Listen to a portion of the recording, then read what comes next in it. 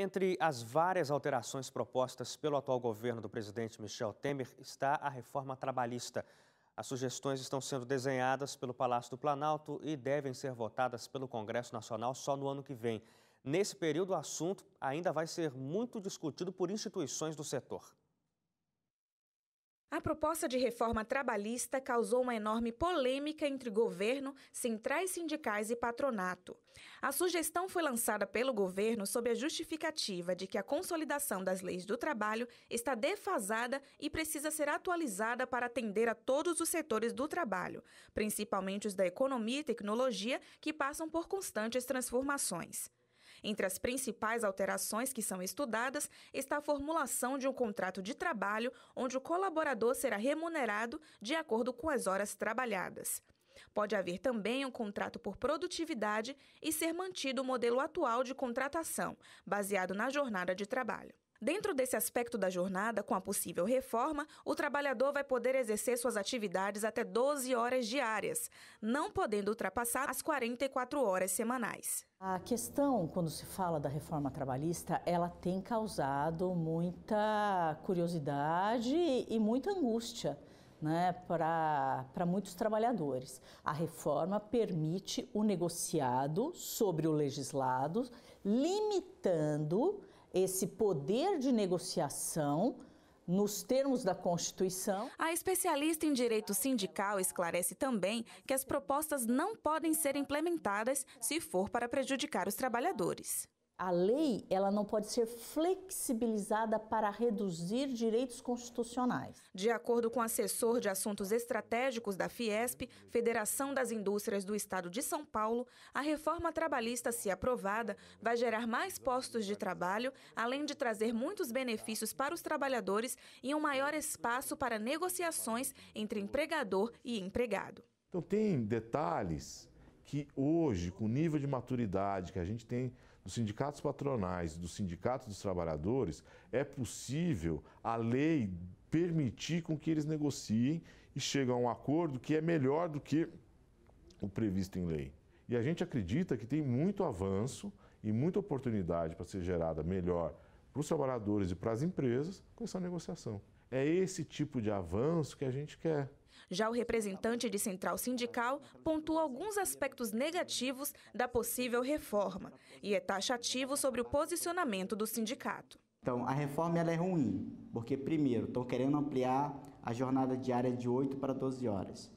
Segundo, querem acabar com o horário de descanso, de almoço de 1 hora, que é legal. Terceiro, querem acabar com o 13º salário, com as férias de 30 dias, inclusive FGTS.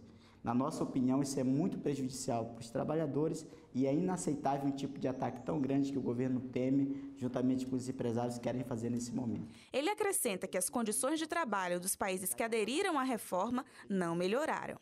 Nós somos contra porque em nenhum país que houve uma reforma trabalhista que reduz ou elimina direito, como essa que está sendo proposta no nosso país, cresceu o emprego. Muito pelo contrário. O que há é rebaixamento de salários, é precarização das condições de trabalho. Além de repercutir diretamente na vida do trabalhador, a possível reforma vai influenciar também na economia do país. Quem é a favor acredita no aumento da oferta e formalização do trabalho e de que, desta forma, o governo vai arrecadar mais tributos. Recolhimento de tributos. Hoje existe uma sonegação generalizada com relação a recolhimento de tributos. Se você coloca isso transparente e principalmente a população entende a necessidade de fazer o recolhimento do tributo, todos, na minha opinião, todos irão ganhar. Falando em reforma trabalhista, hoje a gente tira dúvidas sobre o direito trabalhista aqui com o Guilherme Montoro. Você manda a sua dúvida para a gente pelo WhatsApp 12981352908. Manda a sua pergunta para cá. Agora, Guilherme, deixa eu falar com você um pouco sobre essa possível reforma. O governo Temer tem trabalhado nisso, não tem nada efetivamente confirmado sobre o que pode vir a ser alterado nas questões trabalhistas. Mas uma coisa que é ressaltada sempre que se trata do assunto é de que direitos conquistados não podem ser perdidos, né? Exato. Então, direitos que estão previstos na Constituição, efetivamente, a gente acredita que não serão retirados. Tem que se analisar com um pouco de imparcialidade todos esses fatos que estão trazendo. e tentar analisar onde é bom, onde é ruim para os trabalhadores e para o país como um todo. Essa questão, por exemplo, que fala da jornada, já é algo que existe hoje, só não está previsto expressamente na lei, essa jornada de 12 horas, limitadas às 44 semanais. Que nada mais é do que a gente vê em várias categorias a jornada 12/36, que é um dia de trabalho e um dia de folga. Isso já existe hoje. Em quase todas as categorias está aprovado pela convenção coletiva ou por acordos coletivos, em diversas categorias. Então não é uma mudança tão brusca assim.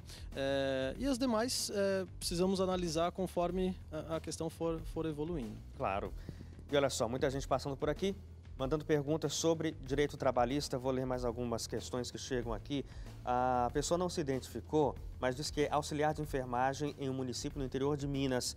Diz que a prefeitura não paga a insalubridade. O sindicato não consegue na justiça que a prefeitura faça esse pagamento. E aí essa pessoa pergunta, posso conseguir um advogado particular para me representar nessa questão, doutor? Porque nenhum funcionário, nem do hospital, nem dos postos, recebe insalubridade. Sim, é possível que ela procure um advogado particular para representar. Muito provavelmente, por ser uma funcionária da prefeitura, ela deve se tratar de uma funcionária estatutária. Então ela vai ter que buscar os direitos na justiça comum, não é na justiça do trabalho. Mas na ausência de uma lei municipal ou de um decreto que institua a insalubridade para a atividade dela, de fato, a única via é buscar judicialmente. E aí o caminho seria a realização de perícias que seriam determinados pelo juiz num processo para averiguar se no ambiente que ela trabalha há a insalubridade e, consecutivamente, determinar o pagamento. Sim. Olha só, a Ciene diz que trabalha há 2 anos como empregada doméstica, mas não tem a carteira assinada. Ela trabalha das 7 da manhã até o meio-dia diariamente. Pergunta que direitos eu tenho se eu for demitida. Bem, em tese, sem a carteira assinada, nenhum. Mas, na prática, a gente sabe que isso é irregular, ela não poderia estar sem a carteira assinada, já trabalha há 2 anos para o mesmo empregador, certamente preenche todos os requisitos do vínculo. Então, caso o empregador dela não efetue o registro e pague todas as verbas que ela tem direito, ela precisa acionar esse empregador na Justiça do Trabalho, e aí ela tem direito a todas as mesmas verbas que os demais empregados de empresas também possuem. O recolhimento do fundo de garantia, recentemente isso foi instituído, o 13º, as férias, o recolhimento do INSS, se ela for dispensada sem justa causa, o aviso prévio indenizado, enfim, todos os demais direitos. Teria o direito.